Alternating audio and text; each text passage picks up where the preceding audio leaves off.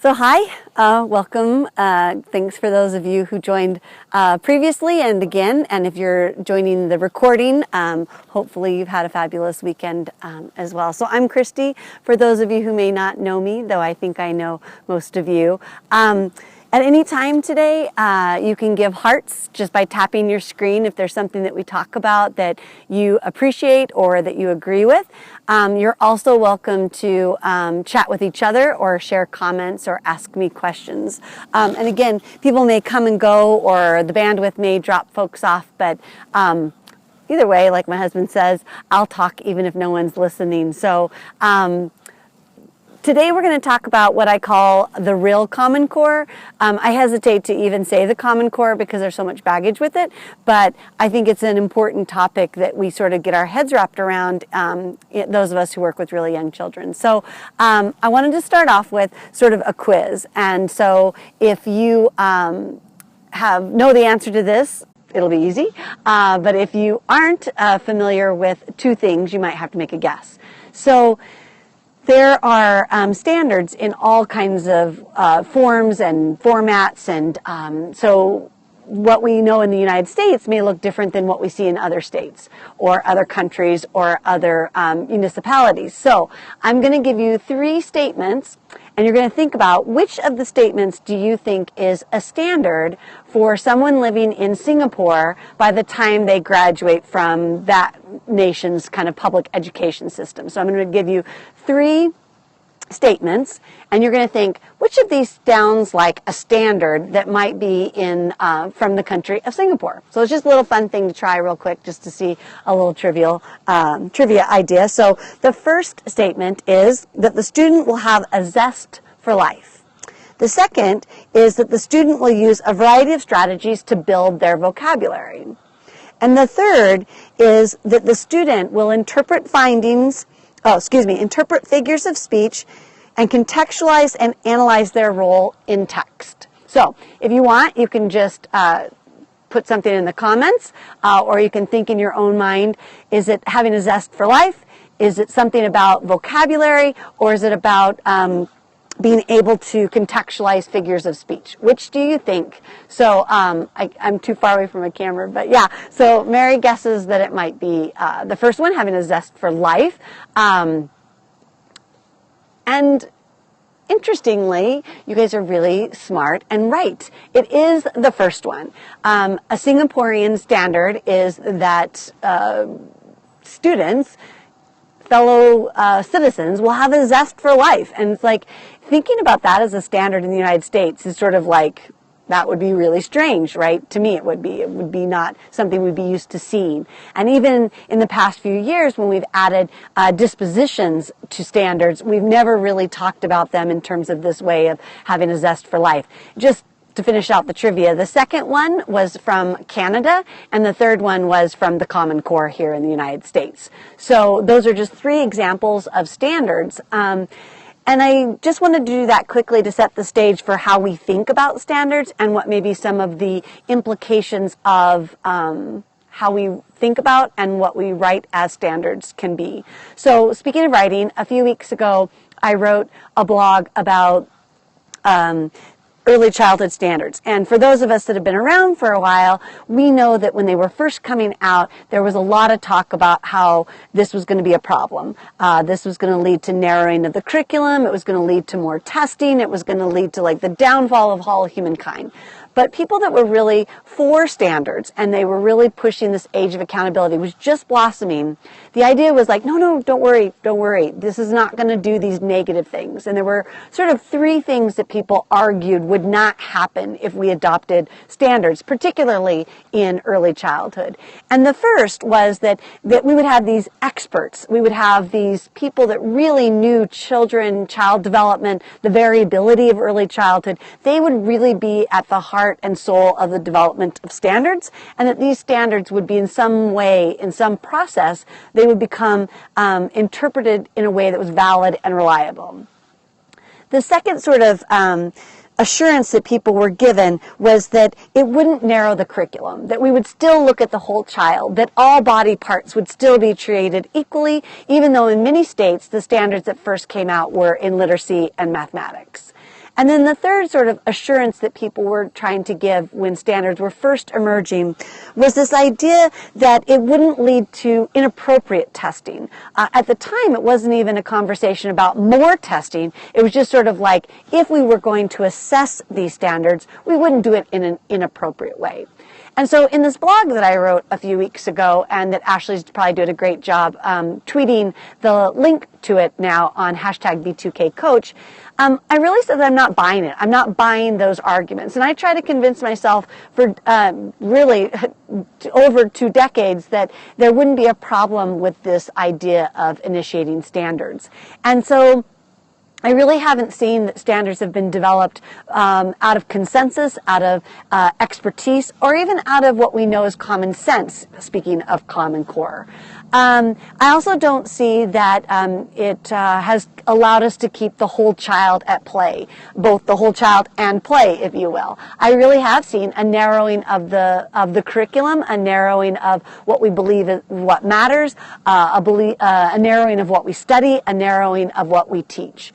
And then thirdly, I have seen that there has been an emergence of inappropriate testing. I would say inappropriate in how we do it and inappropriate in the sheer quantity of testing that goes on. So that sort of lays this foundation that I struggle with. And again, if you're just joining us, we're talking a little bit about how we got to the standards that we have now and how I personally am not sort of buying that there isn't a problem. And my core problem is that if there's a problem with the standards and everything we do has to be aligned to the standards, our lesson plans, we have to have some sort of clear evidence in our classrooms, in our conversations with families, even in our logs if we're home visitors. It needs to be tied back to our birth to 3 standards in our state.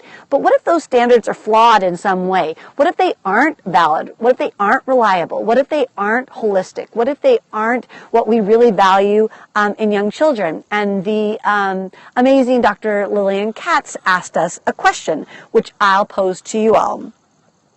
What are the standards of experience that we want all of our children to have? So she reframed it, and she didn't say, what are the standards all children should learn or accomplish or perform? But rather, she says, what are the standards of experience that we want all of our children to have?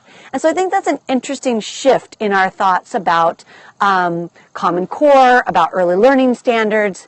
And so as that mentality of kind of changing our focus sinks in, and as we start to kind of push back and say, maybe this isn't the best path, maybe we don't get better outcomes, maybe we don't get an improved educational system by having different standards or more standards, but maybe it's more of a focus on what it is we believe is important in terms of the experiences kids get.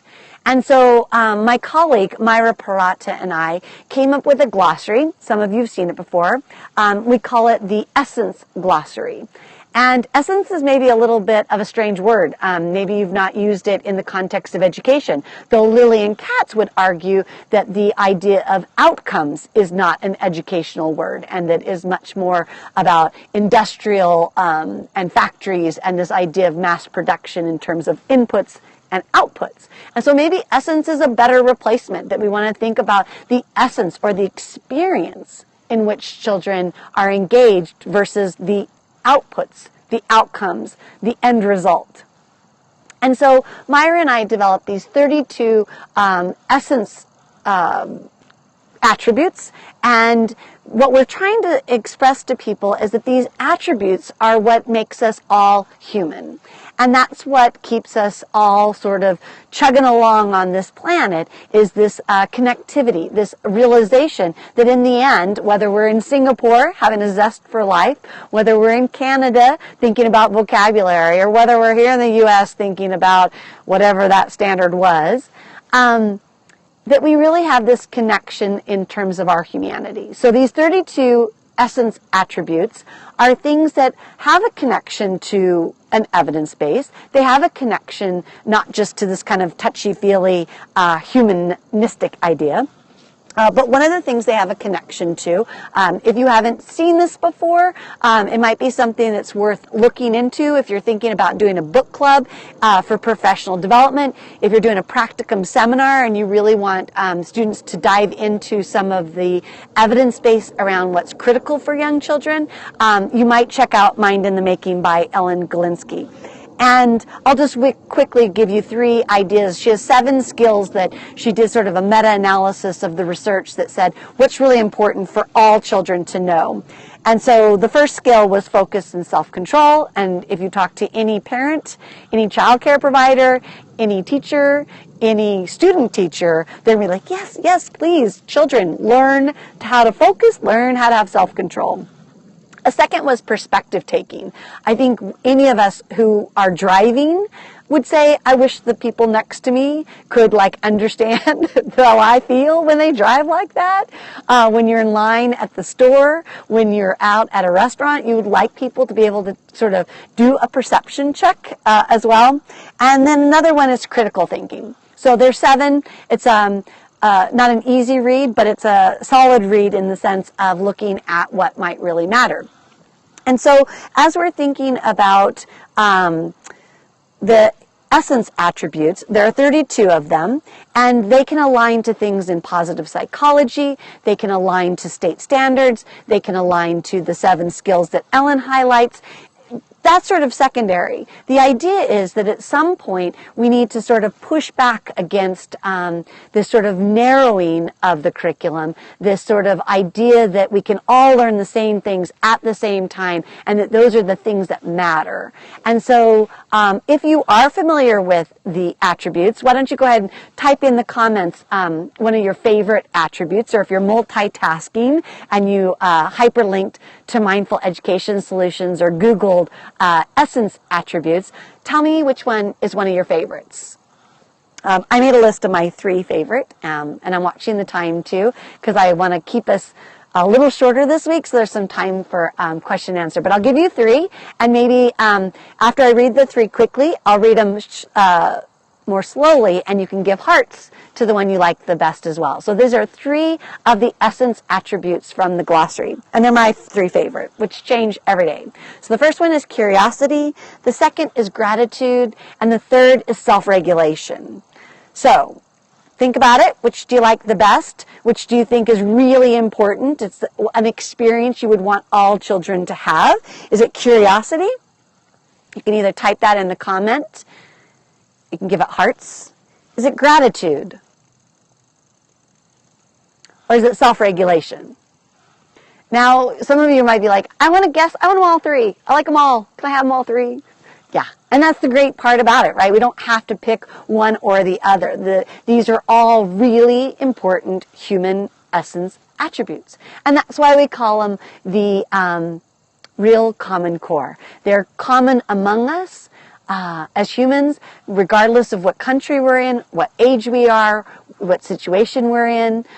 Several of you are typing that you like gratitude. Some of you like self-regulation. And if you read some of the others, you will be like, oh, I like that one too. And interestingly, one of the 32 is also zest. So take a look at that if you haven't seen the glossary before, and see how you can infuse those attributes into whatever your role might be. So even if you're working with adults, how can you infuse opportunities for adults to have reflection time around what they're grateful for, or opportunities to think about being more empathetic, or even to do self-regulation. So as we kind of wrap up this very quick broadcast on the real common core, the idea was that we want to acknowledge that accountability is important, and we want to acknowledge that standards may have a place in our educational system, but it might be time that we reframe and rethink, because, as I said before, I'm not really buying it that standards may not be doing actually harm. I do feel like we need to really be alert in terms of all this alignment we do of all of our curriculum, of all of our lesson planning, of all of our efforts back to these standards, if these standards themselves are not valid and reliable or even valued by us, if they are narrowing and not allowing us to see the whole child, and if they are leading to inappropriate testing, whether that be the type of testing or the sheer quantity of testing. So here's your call to action as I wrap up. If you need to jump off anytime, go for it. If you want to stay and ask questions or give answers, that's great. I'm going to give you a couple of actionable steps, and then I'll close with a quote from Lillian Katz again. So if you're going to the Division for Early Childhood Conference next week in Atlanta, Georgia, be sure to find me and Myra on Thursday morning. We'll be talking more about the Real Common Core. And if you can't make it, I'm going to try to broadcast live at a certain portion of our presentation at DEC. We'll just see how that goes, so stay tuned for more information on a possible broadcast. The second call to action or actionable step is to access the glossary. It's free. You can download it. I'm sure Ashley's put the hyperlink on Twitter at hashtag B2KCoach. You can give it out like candy. You can infuse it into your pre-service or in-service. You can embed it into your own self-reflection. It doesn't even have to be something that you share with others. It could be something that you share with families and talk about what they value most. And then the last call to action is to feel free to think about a question you might have, either for the group or for me. And I'll close with a quote from Lillian Katz. And then, like I said, I'll stay on for just a minute and see if there are any questions or things people want to discuss. So this comes from, again, Lillian Katz, who's a professor emeritus at the University of Illinois, Urbana-Champaign. So she says, a curriculum or teaching method focused on academic goals emphasizes the acquisition of bits of knowledge and overlooks the centrality of understanding as an educational goal. So what she's saying there is if we look at just these academic goals, we don't really think about understanding as what we really want. I have a helicopter going by. So then she further says, after all, literacy and numeracy, these are just skills. They're not ends in of themselves, but basic tools that can and should be applied in the quest for understanding. In other words, children should be helped to acquire academic skills in the service of their intellectual dispositions and not at their expense. I'll read that last sentence one last time. In other words, children should be helped to acquire academic skills in the service of their intellectual dispositions and not at their expense. So hopefully this was useful to learn a little bit more about the Real Common Core, which Myra and I think of as 32 essence attributes that are a part of our human existence, that they are the core of what all humans need to reduce tragedy and trauma that we've experienced this past week as a nation, to increase our capacity for gratitude, for self-regulation, for curiosity. And so I again thank you all for joining me, whether it be live or recorded. And if you have any questions, feel free to pop them in the comments or drop me a note at christy.b2k@gmail.com. If you're good, you can just say, I'm good, I'm out, and I'll see you maybe next week in Atlanta. If any of my friends from Michigan joined, I'll see you on Friday, and I'll see you on Saturday next week. And thanks for the hearts. Thanks, guys. Appreciate your time and appreciate you joining me.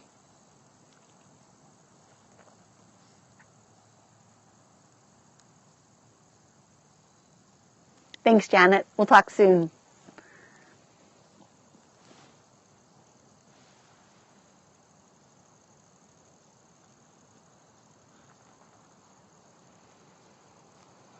I'll wait just a second longer in case anyone's typing. I don't want to cut you off the broadcast. But you're welcome to jump off anytime as well.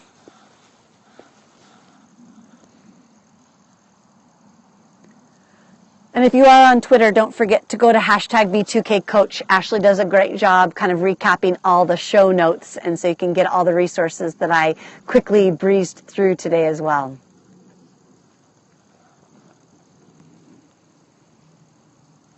Especially if you jumped on a little late,